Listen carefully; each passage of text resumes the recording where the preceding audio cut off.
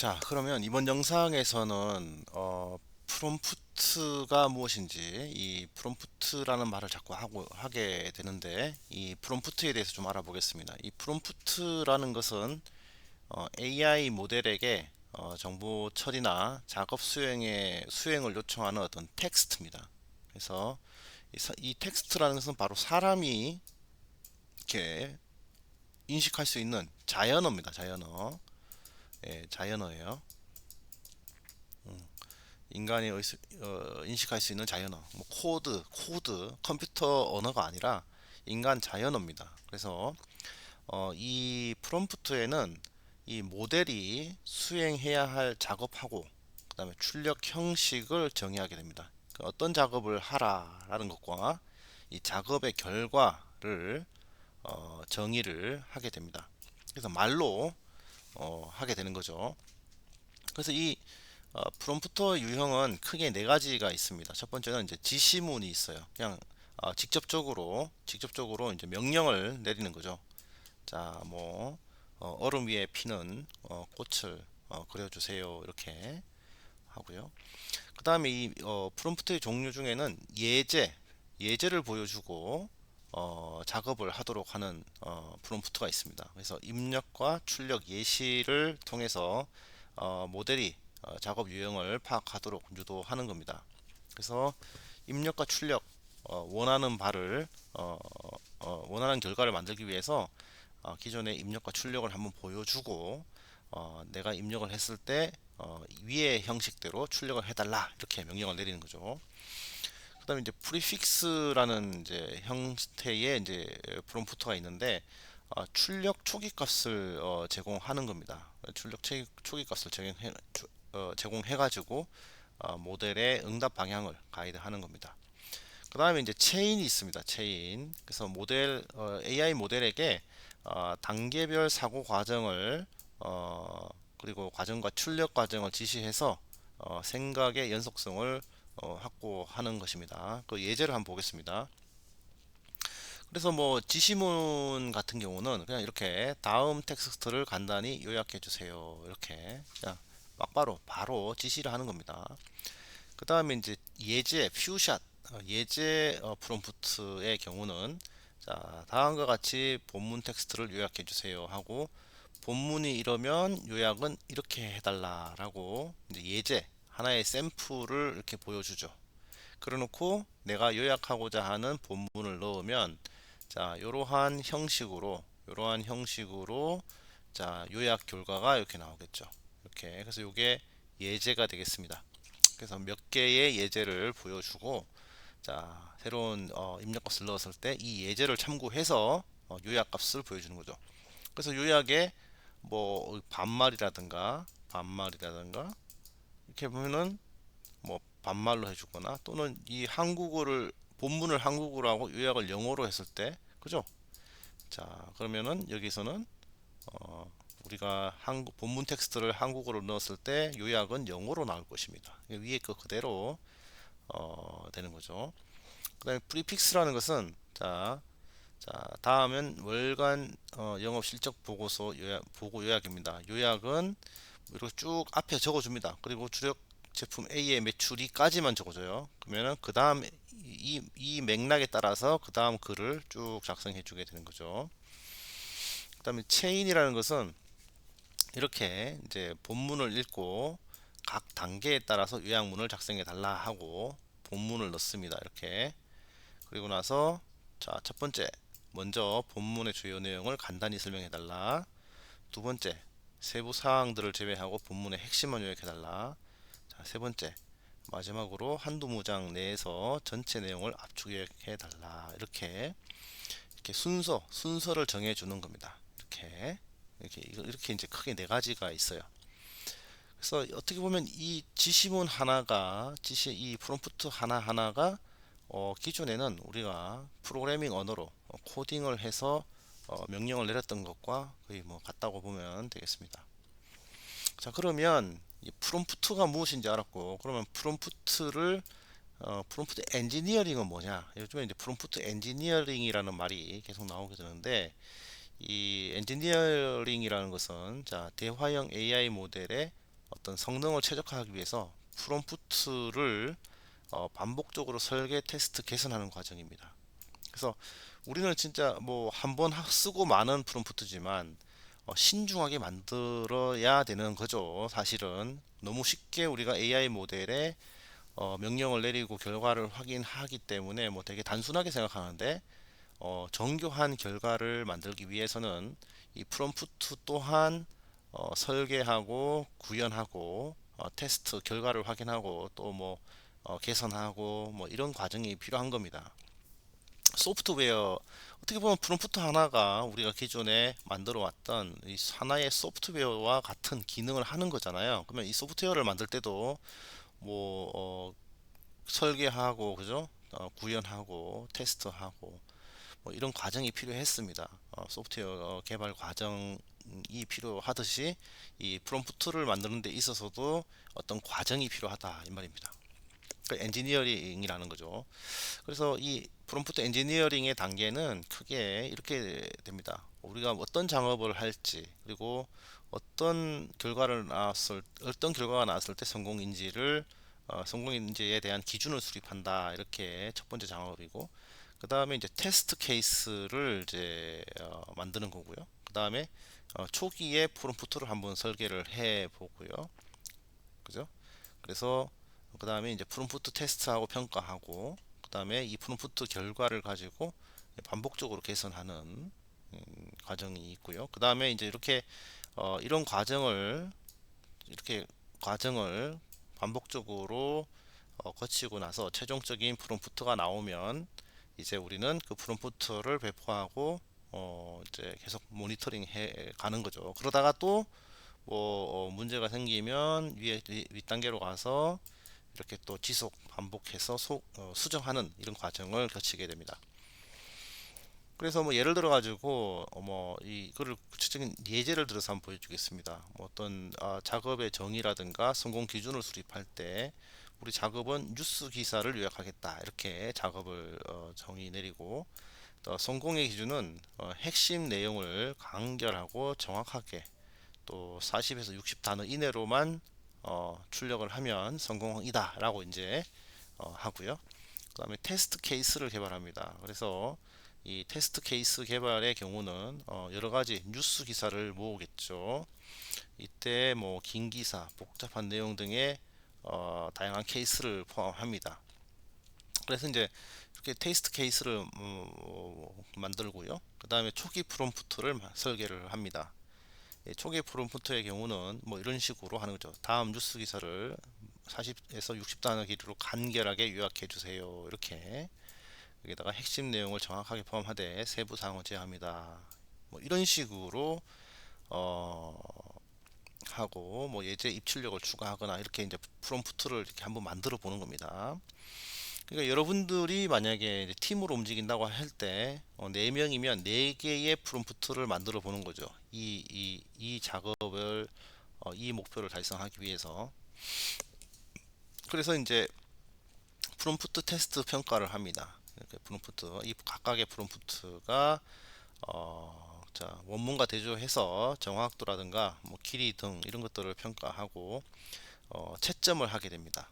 그러니까 여러분들 4개의 프롬프트가 나왔으면 각각의 프롬프트에 대한 채점을 하게 되는데 이 채점 기준을 좀 이따 설명드리겠습니다. 그래서 채점을 하게 되고 여기에서 이제 이 채점 결과를 바탕으로 이제 프롬프트를 반복적으로 이제 개선하게 됩니다. 그때 조금 더 이제 오류 사례를 분석 후에 프롬프트 추가 제약 조건을 하고 추가 제약 조건 뭐 구체화 등을 개선합니다. 그래서 요약에 사건 일시 핵심 주요 결과를 반드시 포함하세요라는 어떤 명령어를 더 추가하게 되는 거죠. 그 다음에 이제 프롬프트를 배포하고 이제 모니터링 하게 됩니다. 그리고 뭐 그때 문제가 발견되면 또 프롬프트를 개선하고 이런 식으로 엔지니어링이 필요하다는 거죠. 그러니까 한 번에 그냥 명령을 내려서 결과를 얻어낼 수 있는 게 아니라 어떤 이러한 작업의 반복을 통해서 하나의 프롬프트를 만들어내면 이게 하나의 소프트웨어, 하나의 앱이 완성이 된다 이렇게 보면 되겠습니다. 여러분들 너무 이제 지금 쉽게 생각했죠, 그죠? 근데 이 프롬프트 하나가 하나의 앱이 됩니다. 그렇게 생각하세요? 예, 그러면 이 앱을 만드는 과정, 우리가 만약에 소프트웨어를 가지고 코딩을 해서 직접 코딩을 해서 앱을 만든다고 하면 상당히 오랜 시간이 걸리겠죠. 하지만 우리가 프롬프트만 가지고 이렇게 정교하게 만들어낼 수 있다고 하면 상당히 효율적으로 우리가 앱을 만들 수 있게 될 것입니다. 자, 그리고 이제 프롬프트 엔지니어링을 할 때 이제 10가지 기법들인데 명확하고 직접적인 지시문을 사용하라. 그다음에 입출력 예시를 제공하고요. 모델에게 특정 역할을 부여하고요. 그다음에 XML 태그로 프롬프트와 출력을 구조화하고요. 그다음에 복잡한 태스크를 단계별로 분할하고요. 그 다음에 모델에게 단계별 사고 과정을 요구하도록 하면 좀 좋고요. 출력 초기값 제시, 출력 형식을 명시적으로 지정을 하고 반복적으로 수정을 요청을 하는 겁니다. 그래서 루브릭이라는 것이 있습니다. 루브릭이라는 용어에 대해서 좀 이따 설명을 드리고요. 그 다음에 긴 컨텍스트 윈도우를 사용한다. 그래서 이런 기법들에 대해서 이제 좀 나중에 하나씩 실습을 하게 될 겁니다.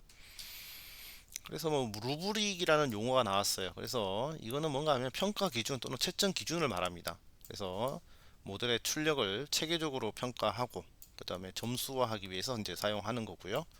자, 뭐 이런 식인 거죠. 이 루브릭에는 평가의 영역과 범주를 포함하고 있어야 됩니다. 그리고 각 범주별로 성취 수준의 기술을 이렇게 정의를 내리고, 자, 각 점수마다 점수에 대한 기준이 있어야 되겠죠. 기준을 이게 정확성의 경우는 원문의 모든 핵심 정보를 정확하게 포함한다. 이렇게 기준을 주고요. 그 다음에 이제 점수 산정 방식이 있습니다. 그러면은 이 루브릭 점수를 우리가 떻게 할 거냐, 이렇게, 그죠? 이렇게 점수 산정 방식이 있겠습니다. 예제를 보면 이런 거예요.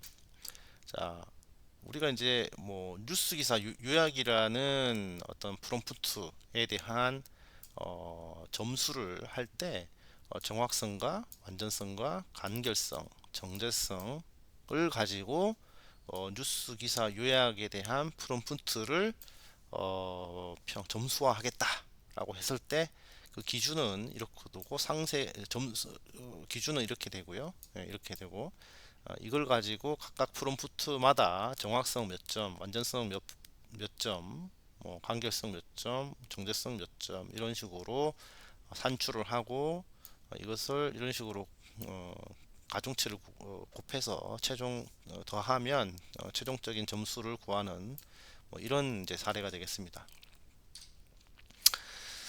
자, 이렇게 이제 프롬프트가 무엇이고 프롬프트 엔지니어링이 무엇인지 쭉 살펴봤고요. 근데 이제 프롬프트 좀 애매하죠, 그죠? 근데 프롬프트를 아주 예제를 너무 잘 만들어 놓은 곳이 있습니다. 바로 클라우드 AI의 프롬프트 라이브러리에 가시면 여기 들어가서 라이브러리에 들어가시면 예, 이렇게 다양한 프롬프트들을 볼 수가 있습니다. 이렇게 보면은 이렇게 웹사이트 좀 가볼까요? 네, 이렇게 보시면 자, 여기에 엔트로피 홈페이지에 가시면 여기 보면 프롬프트 라이브러리가 있습니다. 이렇게 프롬프트 라이브러리, 이 프롬프트 라이브러리 가면은 이 예제들이 딱 있고요. 이 예제들을 여러분들이 실습을 해보면 됩니다. 이렇게 이제 다양한 이제 프롬프트들이 있는데 이게 어떻게 사용되는지를 여러분들이 일일이 다 확인을 해야 됩니다. 그래서 이렇게 많은 이제 프롬프트들이 있는데 퍼스널 프롬프트, 비즈니스 프롬프트, 뭐 이렇게 사용자 정의 프롬프트가 있는데 이거는 아직 없고, 그죠? 예, 그리고 여기서 뭐라 그래요? 프롬프트 서미션 폼을 이용해서 여러분들이 만든 프롬프트를 제공할 수 있다 이렇게 하죠, 그죠? 만약에 흥미롭다고 하면 아직은 없네요. 그럼 우리가 재미있는 프롬프트를 만들어서 제출하면 여기 예제로 하나 뜨겠네요. 그래서 다양한 예제들을 이미 만들어 놨고 이것을 한번 우리가 테스트 해 본다면 AI 모델에 대해서 우리가 어떠한 명령을 내릴 수 있고 어떠한 결과들을 도출할 수 있구나 라고 이제 한번 이해할 수 있게 됩니다. 여러분들이 점점 더 AI 모델을 전문적으로 이제 활용할 수 있게 되겠죠. 그래서 이러한 그 프롬프트들에 대해서 여러분들 쭉 살펴보고 보기를 바랍니다. 그리고 이게 다음 주에 우리가 발표할 내용이기 때문에 제가 미리 이렇게 공유를 합니다. 자, 그러면 여러분들 봐봐요. 여러분들 결국은 각각의 이 프롬프트 예제마다 이거를 파워포인트 슬라이드로 뭐 이렇게 해서 표를 만들고 해야 되는데 이걸 여러분들 다 수작업으로 해야 되잖아요. 멤버 구성원이 역할을 나눠서. 근데 저는 이거를 자동화했습니다. 자동적으로 자동화해서 이렇게 표 슬라이드를 아주 쉽게 30분도 안 걸려서 이렇게 완성했습니다. 이거를 저도 프롬프트를 이용해서 생성형 AI를 활용해서 데이터를 거기에 클라우드에 엔트로픽 웹사이트에 접속해서 데이터를 수집하고 그 수집한 결과를 가지고 PPT를 자동으로 만들었습니다. 제가 카피 앤 페이스트로 해서 이 슬라이드를 만든 것이 아니고요. 그 예제를 보여드리면 이런 식으로 했다라는 거죠. 자, 아래 주소를 호출했을 때 보이는 페이지에 HTML 코드를 저장하는 코드를 작성해 달라 이렇게 코드를 하니까 여기 클라우드의 프롬프트 라이브러리 여기에 보이는 HTML 코드를 가져오고 그 다음에 거기에 다운로드한 파일을 읽어서 라이브러리 제목과 설명을 출력하는 코드를 또 작성하고 그 다음에 이 데이터가 나왔기 때문에 이 데이터를 가지고 파워포인트 슬라이드로 만들어주는 또뭐 명령어를 통해 그죠? 파워포인트를 만드는 코드를 또 생성하고 해서 이제 뭐 했죠. 그래서 뭐 이렇게 이게 바로 이제 데이터를 수집하고 파워포인트 만들기를 자동화해주는 이제 소스 코드가 됩니다. 근데 이 코드는 제가 생성한 게 아니죠. 제가 생성한 게 아닙니다. 저는 단지 모델에게 이러한 기능을 하도록 프롬프트만 주었을 뿐입니다. 프롬프트를 주고 코드를 생성을 했고 저는 단지 이 코드를 실행한 것밖에 없습니다. 이해되시죠? 실행하는 과정에 뭐 약간의 오류가 있었지만 약간을 수정을 했던 겁니다.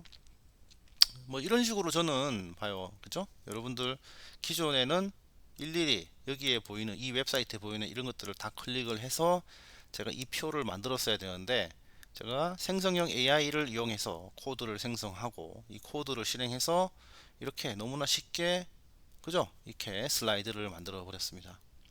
여러분들도 이건 할 수 있을 거라고 저는 생각을 합니다. 조금만 고민한다면. 그래서 관심 있는 학생들은 이렇게 한번 꼭 해보기 바라고 제가 이렇게 파워포인트 슬라이드를 만들었는데 여기에 만약에 언어 번역까지 자동으로 할 수 있다면은 여러분들 그죠? 예, 여러분들 과제 시간을 엄청나게 단축시킬 수가 있을 것이다. 그죠? 그죠? 예. 그래서 데이터를 수집하고 언어를 한국어로 번역한 다음에 그 다음에 이거를 파워포인트 테이블로 이렇게 예쁘게 만들어 넣을 수 있다면은 그죠? 얼마나 여러분들 과제도 빨리 할 수 있겠어요. 그 다음에 쉽겠죠, 그죠? 그래서 이거는 뭐 여러분들 관심이 있는 분들이 한번 도전을 해보기 바랍니다. 제가 여기에 예제 프롬프트를 만들었어요, 그죠? 예제 프롬프트를 다 만들어 놨고 요거를 뭐죠? 그 파이썬을 한 번이라도 실행해 본 친구들은 이걸 해볼 수가 있을 것 같습니다. 그래서 이거는 제가 이제 비즈니스 프로그래밍 시간에 학생들에게 이제 하나씩 알려줄 예정이고요. 여러분들은 한번 관심 있는 학생들은 한번 해보기 바랍니다. 절대 코딩하고는 관련이 없어요. 그래서 여러분들 문제를 해결하는 단계를 하나씩 차근히 접근하다 보면은 누구라도 할 수 있게 될 겁니다. 이렇게 나오는 거죠. 그래서 다음 주, 뭐 이번 주에 제일 다 하면은 제일 좋고요. 왜냐하면 뭐 그 다음 주까지 수업 시간 안에 가능하면 다 합시다. 그래서 팀별로 프롬프트 라이브러리 예제를 한국어로 정리하는 겁니다. 그래서 여러분들 매뉴얼을 만드는 겁니다. 프롬프트 매뉴얼. 매뉴얼을 만들고, 예, 그 다음에 각 예제에 대해서 소개하고 활용 사례를 한국어로 만드는 겁니다. 여러분들, 예, 한국어로. 그래서 사전처럼 가지고 다니게끔, 프롬프트 사전을, 여러분들만의 프롬프트 사전을 만들고 여기에 앞으로 이렇게 플러스 알파를 해갈 수 있도록, 결국은 프롬프트를 많이 가진 사람이 힘이 유리해야 할 것이다, 이렇게 하고요. 그 다음에 프롬프트가 이제 뭐 한 3, 40개 되는데, 그 중에서 야 이거 괜찮다 하고 생각하는 거 20% 내외의 프롬프트 예제를 한번 선정해 보기 바랍니다. 이거 정말로 써먹을 만하다, 이 예제는.